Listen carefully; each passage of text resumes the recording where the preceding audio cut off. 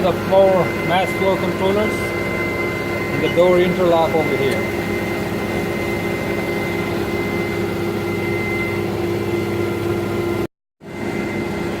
Oxford Instruments,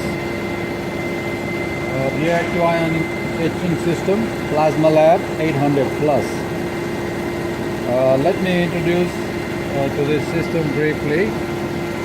This system has a very small footprint, about 2 by 5 feet footprint.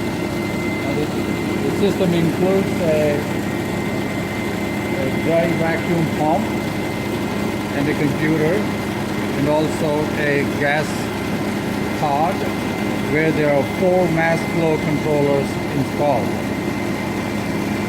The sample holder electrode on this system is about 18 inches in diameter, and the system requires compressed air, nitrogen, and other gases, processed gases to be connected, and also cooling water is necessary to be connected to the system so that the electrodes, the RF generator, matching network, and the turbomolecular pump, all the main systems inside are water cooled. So the compressor required is about 80 to 90 psi.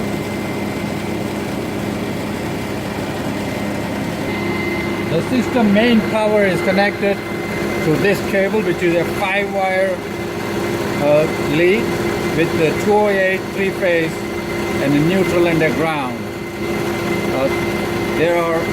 This is the main power switch to turn on, and after turning on this rotary switch, there's one more switch on the front. So this green button turns on the power to the system.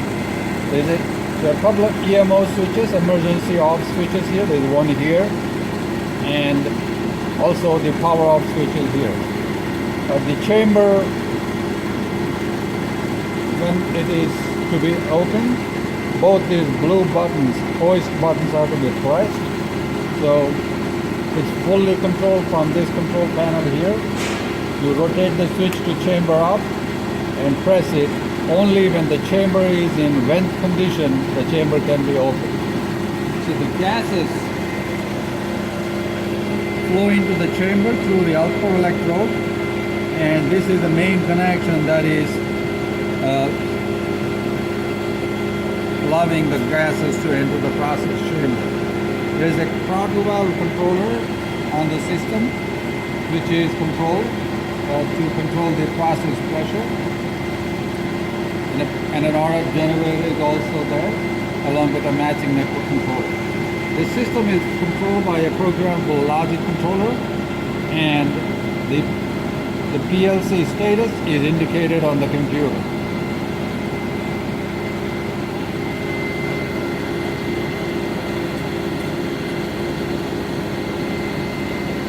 So I'm going to walk through the machine parts briefly so that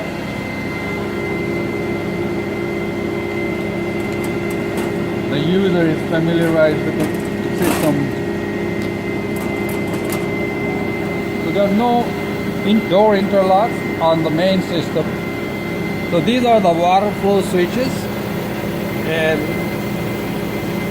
if there is no water flowing and the flow sensors do not sense, the system will give a red alert warning signal. So first, the facilities have to be connected, also the water lines. And the main vacuum line is this one, and there's the roughing valve here. And there's a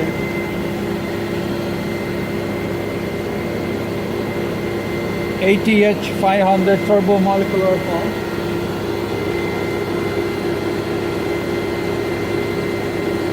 Addicts in, and the turbo pump power is from the main system, and the power supply is over here. Various signals are interfaced through this board, and the LEDs here indicate the status of various signals, and the manual describes all the signals. So these green lines are water lines, and the yellow lines are nitrogen or inert gas purge lines, and the blue lines are compressed air lines. At any point of time, if the vacuum ports are to be opened from the bottom of the chamber, the easy way is by opening this circlip clip, and we can lower this pneumatic actuator cylinder, and then we can access the bottom of the chamber very easily. So the important thing about this system is this heavy duty chamber open mechanical parts here. Frequently these parts and the clips and the shafts have to be verified so that no broken clips exist, and proper lubrication is to be done as per the manufacturer instructions. So on this side of the system there are pressure sensors in line with the purge line nitrogen, the vent gas, and this is the vacuum manifold where there is a pressure switch, and there's a cold cathode gauge sensor, and there's a MKS 626 manometer gauge sensor, everything installed on this vacuum manifold. And periodically these vacuum manifolds should be checked for any sedimentation or contamination. And also it is very important to note all the O-ring seals on these vacuum connections are white on, and all the screws are metric screws on this system. So now I'm going to demonstrate the system operation briefly by showing the user's interface computer screen here. So this system screen has the main system icon here. It shows the system can be in pumping mode or can be selected to be in service mode. And in service mode, each individual valves can be open or closed, and only a trained engineer should attempt to get into service mode and operate. Severe damage could result to the system if proper precautions are not observed. So the first thing to do is so we have to load the wafer or pump the chamber. You have to start the wafer name or the ID of the wafer. So the system will keep track of all the operation going on the system. So we have to set the base chamber base vacuum level, and here I've selected 5.44 into 10 to the minus 5 torr. So on this screen it indicates what are the parts of the machine. So there is a turbomolecular pump, there is a roughing pump, but this particular machine, the roughing pump is not controlled from the console here. It is manually controlled locally from the local control box, and it is powered separately with 208 3-phase and ground connection. So here there are indication that the lid is closed, and then the pressure interlock is okay. That is the system is under vacuum condition and the pressure interlock switch is enabled. And there is a penning gauge indication, which is the cold cathode sensor. And this penning gauge is only enabled during the operation and when the chamber is under high vacuum. Now the manometer gauge indicates the process pressure, and its range is 0,000 millitorr, and it is only currently, since the chamber is under high vacuum, and the overnight base vacuum level I could achieve on this system is 2.6 into 10 to the minus 6 torr, which is pretty good for a turbomolecular pump.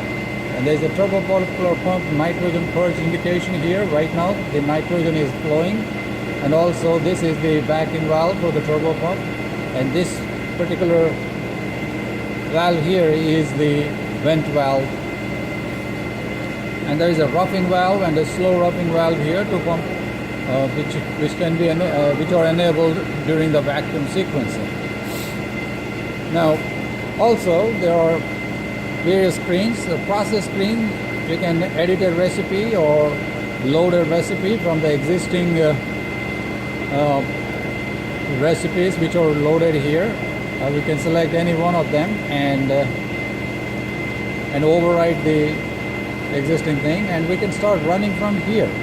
And then we can, with a wafer, we can run in manual mode or with no wafer, and there's a log view. It indicates what is going on in the system, and which is very helpful at the time of troubleshooting in case the system stops operation or if there is an alarm condition that exists. And this is the chamber view of the system, which indicates the representation of all the parts involved in the system, the 4 mass flow controllers, and then it also shows the throttle valve condition. It is fully open at this moment, and we can also start a recipe execution from here by clicking on start button.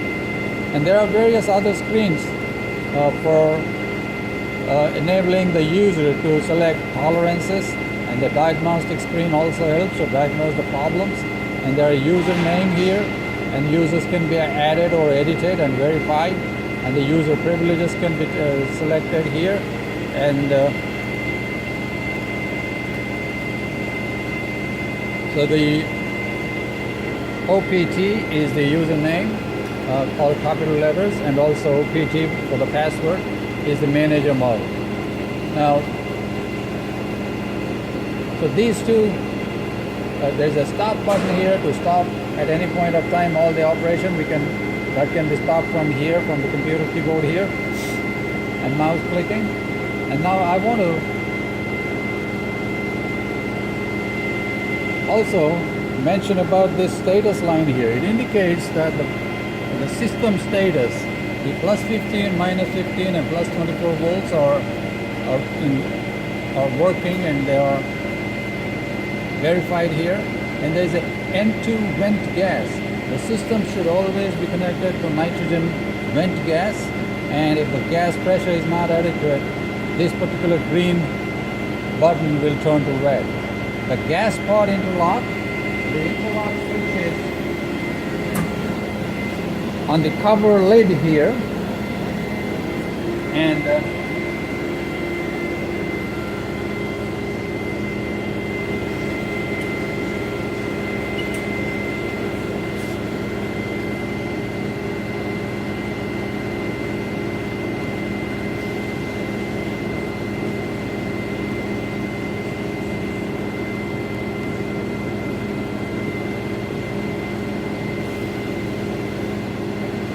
the interlock is connected to not only the lid, it is also connected to the chamber vacuum level. If the chamber is vented, then unless the chamber vacuum level is below 600 millitorr, this gas pod interlock will turn red.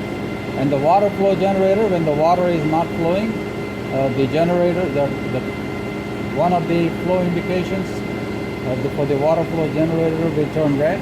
And the water flow for the heaters also will turn red with the other second flow indicator.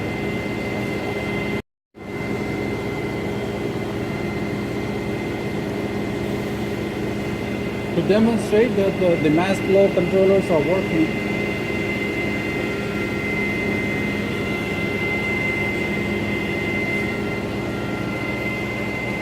I'm going to select a recipe. I go to the recipe mode, and I have a mass flow controllers 1 and 4 are selected in this recipe, and I'm loading it. And then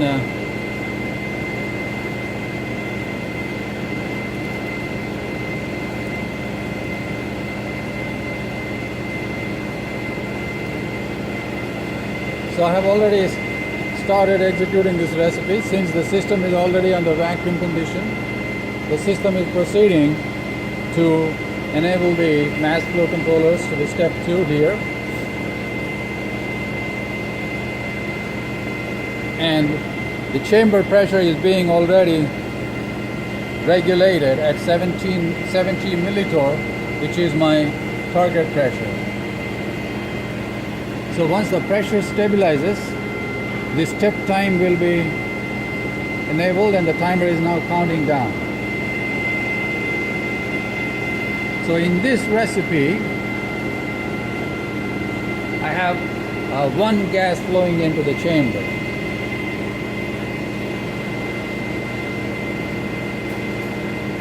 I'll demonstrate how to edit this. I will stop this recipe and proceed to edit this recipe by going to recipe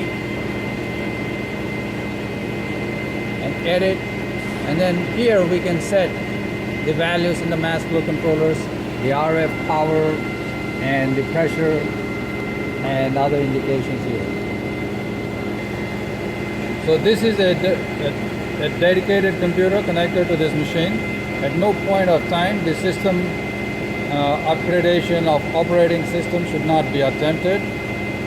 Only if at all an upgradation is required from the manufacturer, you should get the upgraded computer. The system will be upgraded suitable by integrating with the exact parts that are associated with the system serial number. So Oxford Instruments will be able to upgrade this machine and also add or remove any accessories in the system. No internet connection enabling is also allowed, but if at all, anytime internet is accessed, if the system gets into a mode where it will automatically start upgrading the operating system, then the operation of the system could be hampered and it may not be possible to operate the system.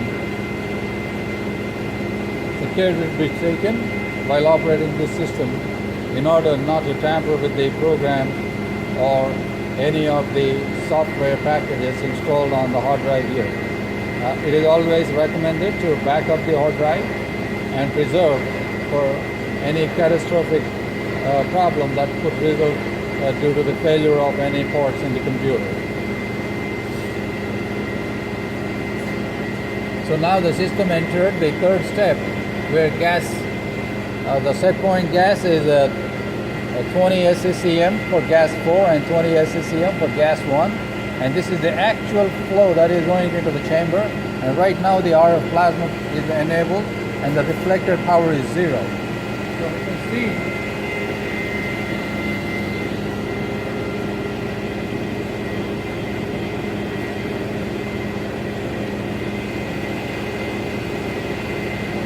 so right now it says the RF is not properly tuned, and let me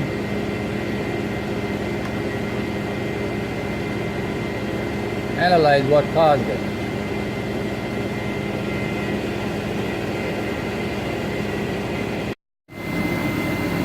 So I have diagnosed the problem in this video, why the reflected power, the RF reflected power was high and the other tuner was not working. There is a fuse here. This fuse, that 1 ampere fuse, was blown off and power to the tuner motors was missing. So I have replaced the fuse, and now I'm going to run a recipe to show the system works.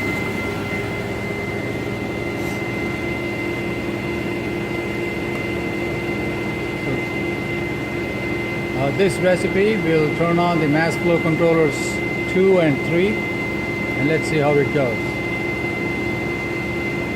So this is step 2, which is only argon stabilization at 30 SCCM flow, and the pressure starts to stabilize at about 70 millitorr. There is a way to advance the step by clicking on jump. We can go to the next step.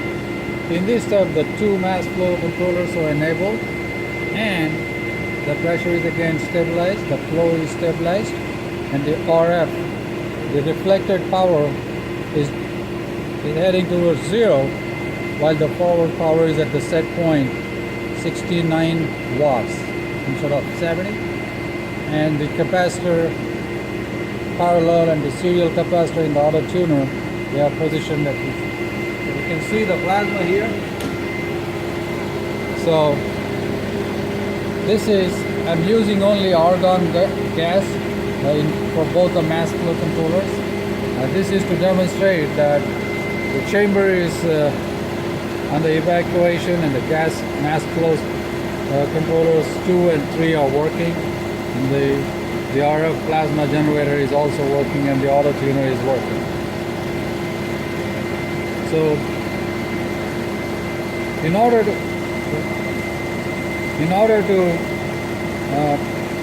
program the system for the desired process recipes, the user's manual has very good steps written down to guide the user. And at the end of the recipe, if the chamber vent is selected, then the chamber can be vented as soon as the vent step is over. Or we have to go back to pumping mode after the recipe is executed.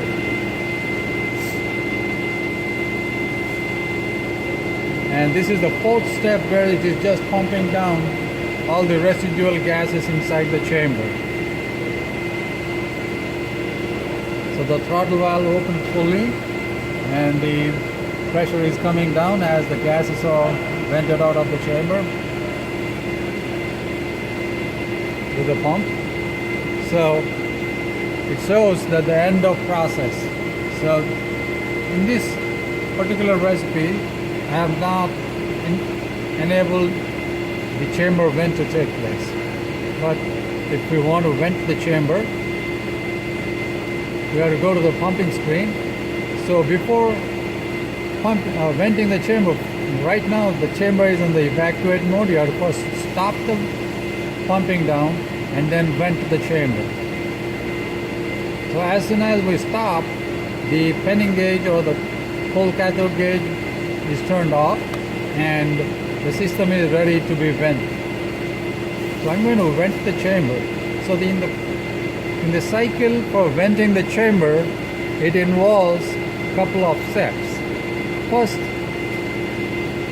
the chamber is pumped down for about 25 seconds.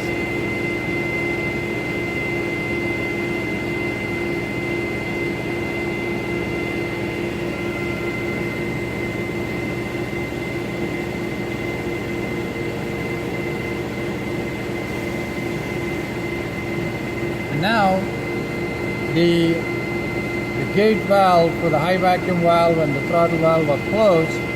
And now the turbo pump is also, the backing valve is closed. The turbo pump is still at speed. So at this moment, the vent valve is enabled. The vent valve is enabled, and the nitrogen gas is entering the chamber right now. So this step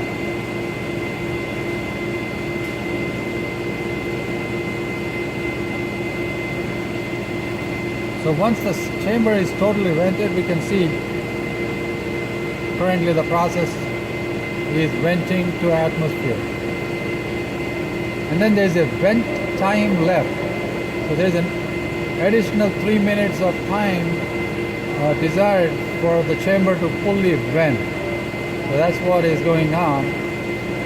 But still the turbo pump is running and the backing valve is open, but the chamber is isolated from the vacuum process and it is being vented.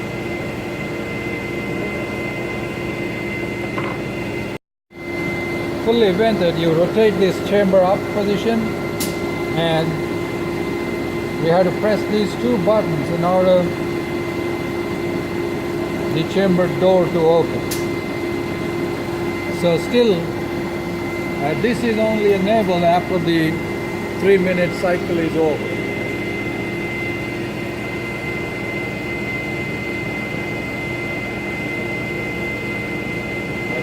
Still about 100 seconds left.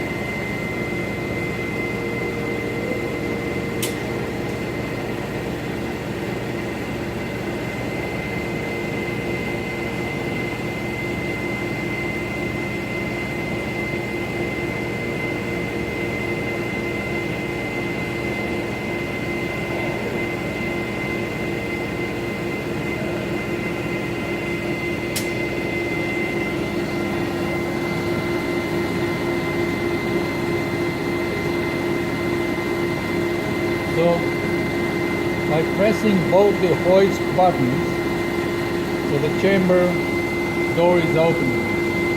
We have to make sure the chamber door fully opens so that it will be latched.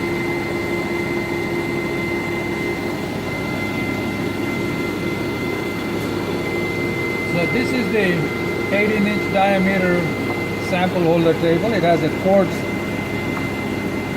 glass plate here for loading the samples.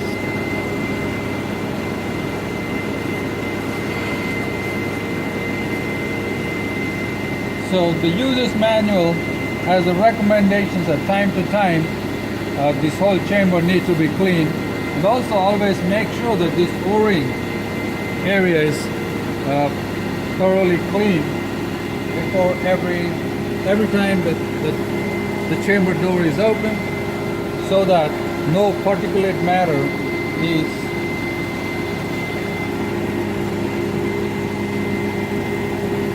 on the sealing areas.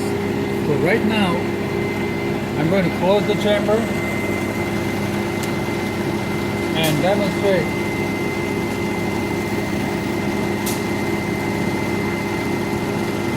So at any point of time, if you release one switch, the door will stay open or at the same position.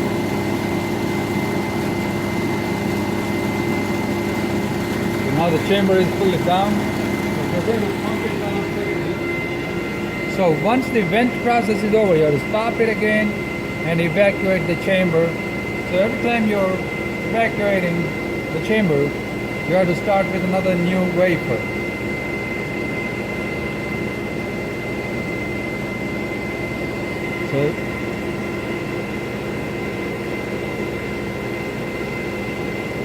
So now the vacuum valve is closed and the chamber is going to be pumped down more again. So after this, I'm going to enable the other two mass flow controllers.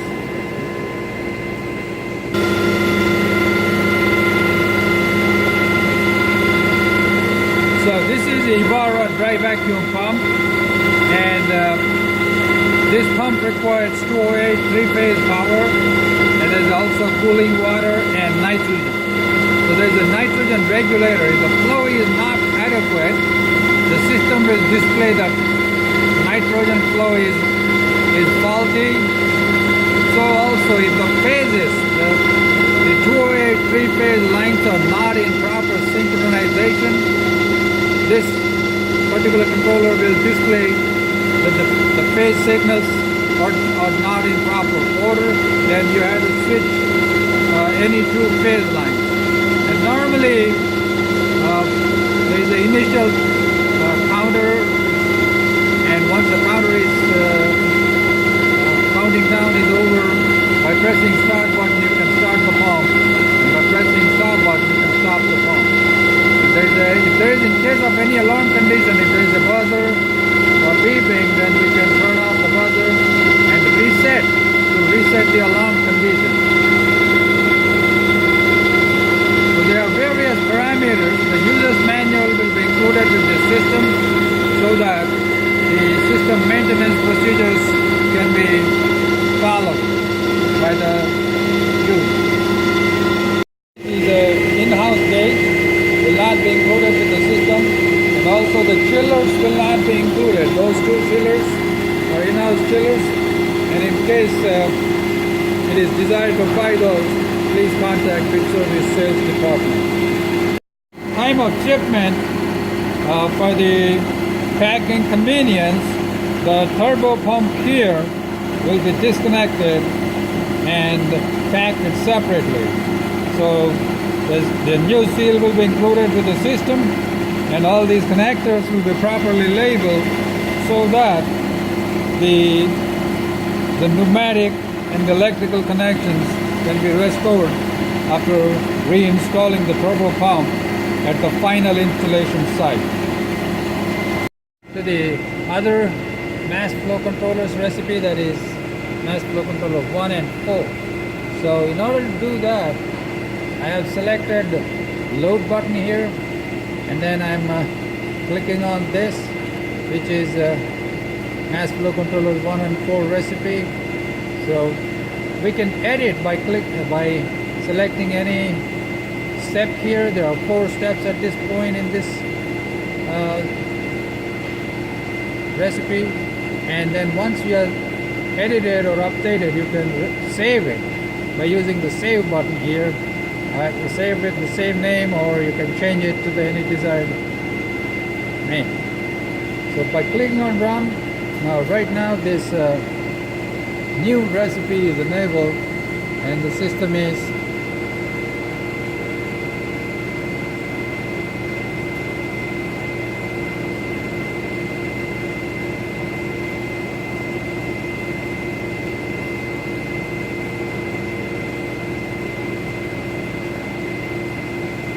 I'm going to advance this step, and then now the system is in the